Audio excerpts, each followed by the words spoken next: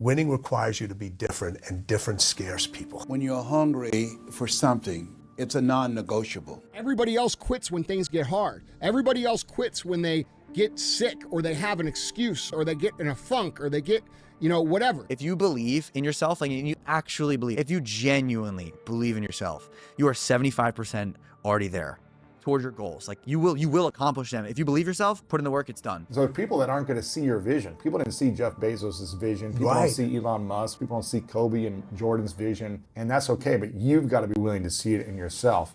It's something that you've told yourself, I've got to do this, I've got to have this, I've got to experience this. If you're able to operate even when things are hard, you can't be fucked with. Your dreams and thoughts better be so big that they better scare you. They better scare you. Why? Because you're not thinking big enough then. You don't want it. It has to be something that nobody else has thought about before or done before. So starting at the age of 2, when I first started playing the game, and on and on and on, I always ask questions. I always try to get better every single day, learn more. And people that are hungry are willing to do the things today others won't do in order to have the things tomorrow others won't have. It doesn't matter if you're stressed. It doesn't matter if you're hurt. It doesn't matter if you're upset. It doesn't matter if you're frustrated. If your discipline is on point, your mental toughness on point, you're going to be able to execute in spite of the situation being that way, and you're going to move forward whether you feel good or not. And once you can move forward whether you feel good or not, nobody can fuck with you. I think the thing that people misunderstand about success is they're looking for the easiest way to get there. Look at the most successful people in the world. They're the most coachable. I think you have to work every single day. I think that's where your confidence comes from. Because when nobody's looking, that's the time that really counts. That's the time that really matters. An ode to people who don't believe in themselves. What comes first, belief or action? Do you need to believe that you can do a thing before you can do it?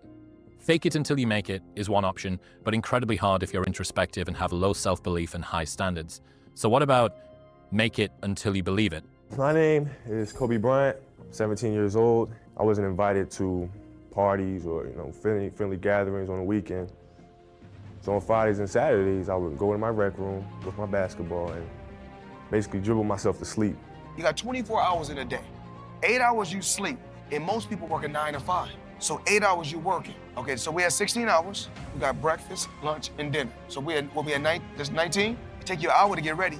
So we had 20 hours. Y'all got to get focused. I'm where I'm at because I'm focused. Tunnel vision. I'm focused on what I got to do. There's a moment in everybody's life. There's a dark forest and a dark moment. And how you handle that situation pretty much determines everything. If you're not the best athlete, but you have the mentality of a winner, and you're willing to go harder and overcome adversity and self-doubt, you can win. Most people don't focus on their mindset. Most people are focused on exterior factors. They think that everything that happens to them is by chance. And they don't realize that a lot of the things that happen to them are things that they attract. It's a great feeling to know that you set a goal for yourself and you were able to reach that goal and to knock it down. Nobody cares, At the end of the day, nobody cares. What we're going through, how your body feels, nobody cares. We gotta do our job. I got your back, you got mine, nobody cares, man. We gotta go. If you don't come in and treat every day as game day, you'll never be ready for game day. One day you might look up and see me playing the game at 50. Oh, don't laugh. Never say never, because limits, like fears, are often just an illusion. Because you attract the things that you are, and you are what you do, and you do what you think about. During those lonely hours in the rec room, I discovered the hunger, the motivation, and the desire to be the best possible basketball player that I could be. The most intentional individuals. Every practice, Michael always said, I practice so hard so the games are easy. Most people don't understand the power of the mind. That's why they haven't tapped into the power of the mind. And the power of the mind is one very simple thing: the ability to direct your attention towards a specific given objective, and then to have the willpower to pursue it. I get happier about the harder it is because I know that no one else will follow. And I think if you can shift from this is hard to no one else will be able to do this, then it flips from being this thing that you're like, oh, poor me, to oh, poor everyone else who's gonna have to fucking try. A lot of people wait for perfect conditions to start. but don't realize that starting is the perfect condition. Waiting to begin never got anyone anywhere. How you handle that dark forest, how you handle that dark moment determines everything. I think the greatest fear that we face is ourselves, actually. I think it's not anything that's external or anything that's superficial. I think the greatest fear you face is yourself, because we all have dreams, and it's very scary sometimes to accept the dream that you have, and it's scarier still to say, okay, I want that. It's scary. Pressure is telling you need to face this fear and do it. You need to be able to take this last shot. You need to make those extra phone calls. You need to do these things. Doubt is something we create. You never get over doubt, because doubt is something. Fear to me is an instinct. Doubt is something that's manifested, that you create yourself. How can you beat someone who cannot fucking quit? So you got to work hard. I mean, let me tell you something. When I went to America, I went to college, I went and worked out 5 hours a day, and I was working on construction, because in those days in bodybuilding, there was no money. I didn't have the money for food supplements or anything. So I had to go to work. So I worked on construction. I went to college, I worked out in the gym, and at night, from 8 o'clock at night to 12 midnight, I went to acting class 4 times a week. There was not one single minute that I wasted. And this is why I'm standing here today. And the people that are a little bit off, a little bit crazy, they have the least amount of doubt. They have the least amount of doubt. You usually have doubt because of what somebody else is going to think of you. If I just played a great basketball game, had 40 points or whatever, I'm getting all this positive feedback from people who are at the game. My head's swelling up and everything. My parents would be the first people to tell me, hey, look, you played a great game, but there's no need for your head to get all big. There's no need for you to get cocky and think that the world owes you something. How can you beat someone who every time they go through a hard time, they get better and they get stronger, instead of getting weaker and getting demoralized? But the responsibility is supposed to be yours. Yeah. And if you can't do it, you scratch, claw, and even die trying. If I have unbelievable big dreams and big goals, then I have to go through hard times. It's like hate. The hard times are a requisite for success. And so if you're going through hard times right now, it means that you're on the path to success, and it's not that you're on the wrong path, it's the feeling of being on the right path. How can you beat someone who looks back on all the tests that they've had and said, yeah, that wasn't shit, dude. Bring it the fuck on. But at the same time, when things are bad, things are going bad, they would come up to me and say, hey, there's another day, the sun will come out tomorrow. It's time for you to move on and go for bigger sights, set some bigger goals. And one of the main reasons why people want to have a plan B is because they are worried about failing. What is if I fail, then I don't have anything else? Well, let me tell you something, don't be afraid of failing, because there's nothing wrong with failing. You have to fail in order to climb that ladder. There's no one that doesn't fail. It's going to be the person who has a stoic mentality, who looks at it and says this, okay, all right, we'll get through it. But if you believe that you're good at what you do, and you strive to be good at what you do, you don't need to worry about what other people think. You need to be able to understand that you have your own confidence that you can do whatever it is you're required to do, and other people will see that confidence in you. And I think one of the most powerful things that you can cultivate when you cultivate partnership with yourself is being able every single day to have a level of trust in your life, in the magic of things, in yourself, to know that this moment right now is also a dot on the map of your life. And 5, 10, 20 years from now, you will look back on this moment and you will know exactly why this happened. And why it happened is it was preparing you for something. It was giving you a skill or an experience or some wisdom or a relationship that you're gonna need for something extraordinary that's coming. And when you believe that, it gives you the strength to face absolutely anything. The minute you start doubting yourself, other people will see that you're doubting yourself, and that becomes a weakness in your personality. So you always want to be confident in everything you do, that you can do it, you can get it done, you'll find a way to get it done. Sooner or later, you got to bet on you. You believe in everybody else, you clap for everybody else, you support everybody else, you baking cakes and making cookies for everybody else. But when are you gonna look in the mirror and believe in the darn person you see? It's about time for you to believe in you, because you got it. There's a quote from one of my English teachers at Lower Merion named Mr. Fisk. He had a great quote that said, rest at the end, not in the middle. And that's something I always live by. I'm not gonna rest, I'm gonna keep on pushing now. There are a lot of answers that I don't have, even questions that I don't have. But I'm just gonna keep going. I'm just gonna keep going, and I'll figure these things out as we go, right? And you just continue to build that way. So I try to live by that all the time. You can believe you're not worthy of a thing and still attain it. You can be adamant that your efforts are going to go badly and still succeed. You can grip and grasp and fear and it ruin the enjoyment and be totally unwarranted and things still go well. You have to work hard. Everybody in this room knows if it's worth something to you, you got to put in the effort. And I always like to say it's the work we put in when nobody's watching that really matters. If your job is to try to be the best basketball player you can be, right? To do that, you have to practice, you have to train, right? You want to train as much as you can, as often as you can.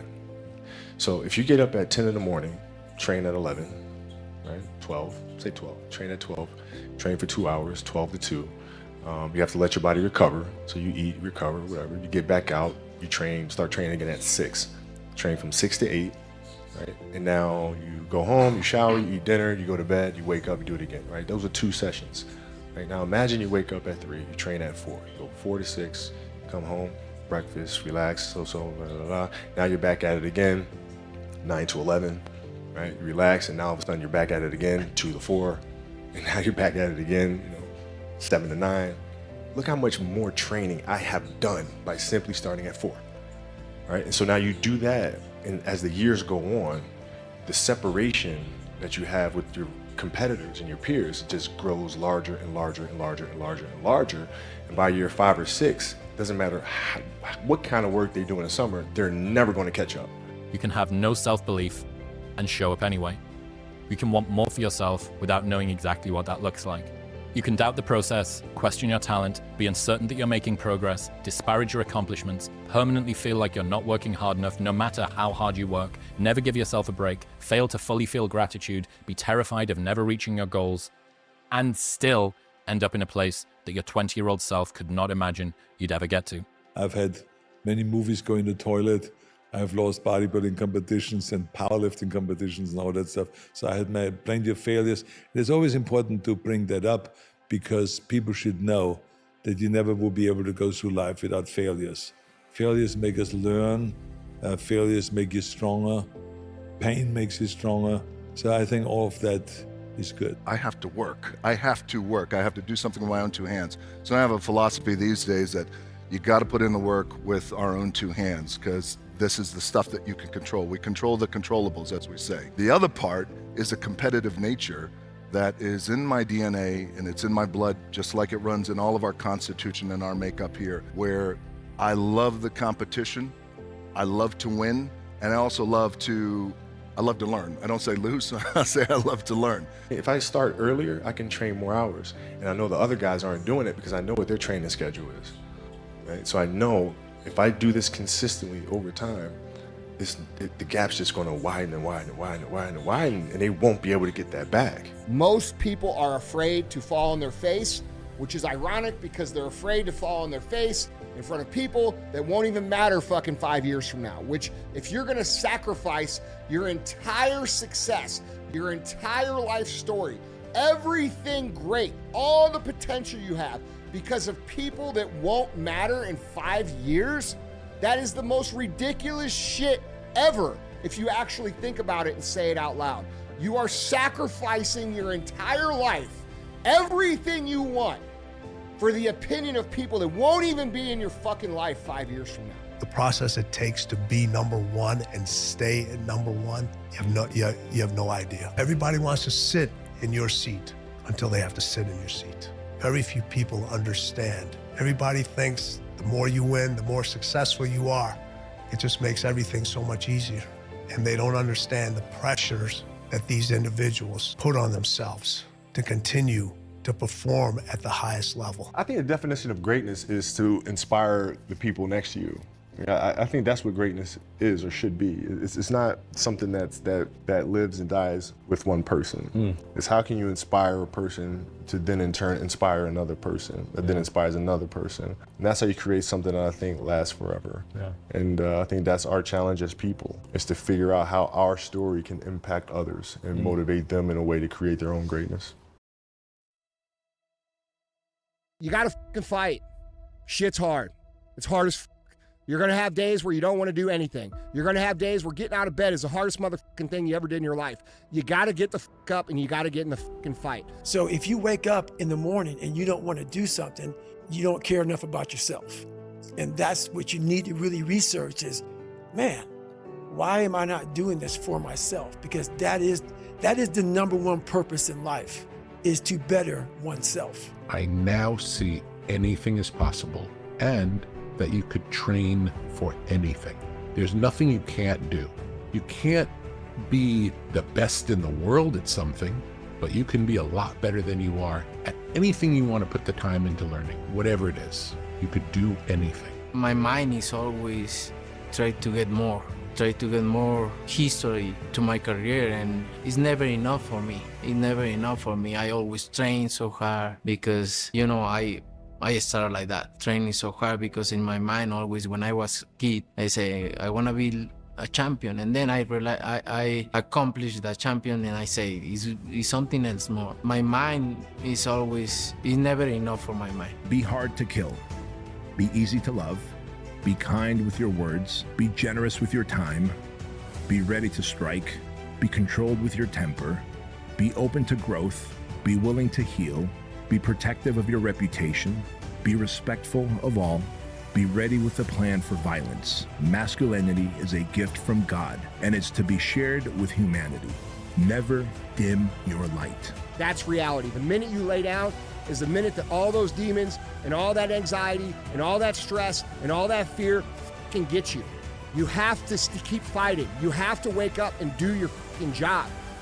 Even if you have to crawl through it, you've got to get up and do it, because the minute you lay down, that shit's got you forever, bro, and you can't get out of it. This is a hard world. Don't nobody give you nothing. You have to work for it, right? So I'm blessed to be able to beat up everybody. So I want to beat up everybody until I can't beat them no more. If I can go 10 more years, I'm going to keep on doing it.